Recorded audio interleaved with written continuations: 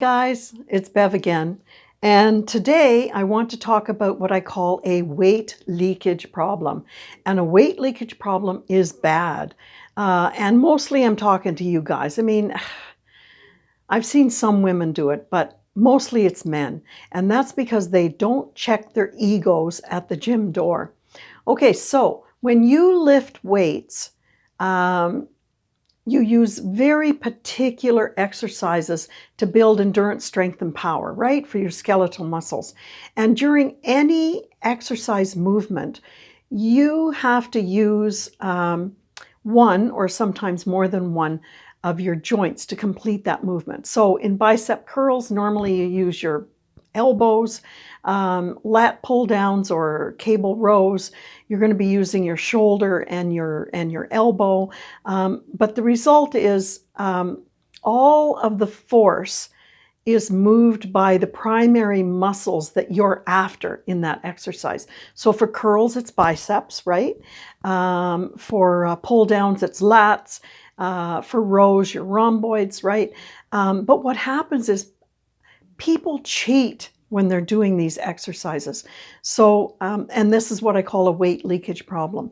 So I guess the main concept to remember is that every time you move a joint, you will exercise the muscles attached to that joint on both sides.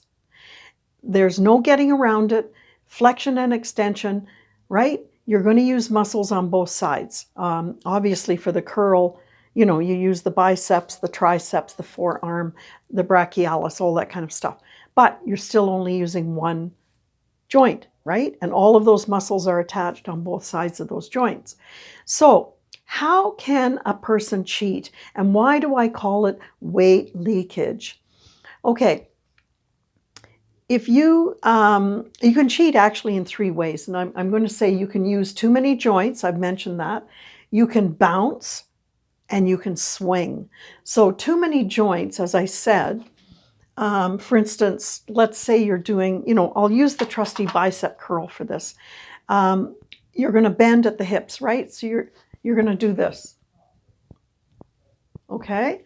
And do you think when you move your hips that you're not giving some of that weight to your hips? Of course you are. You're using the hip joint. So you're not giving all that weight to your biceps. And you're after your biceps in that exercise, but it doesn't matter. You're cheating. You're using your hips to help you. How about this? Bouncing. Well, I see a lot of women doing this as well as men, but they're kind of, right? Down, up, down, up. What are they doing? Bending at the knees.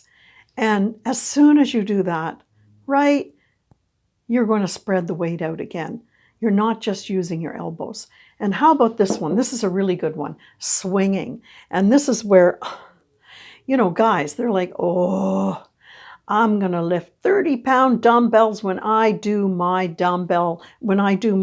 bicep curls, right? But it's too much weight for them. So what are they doing?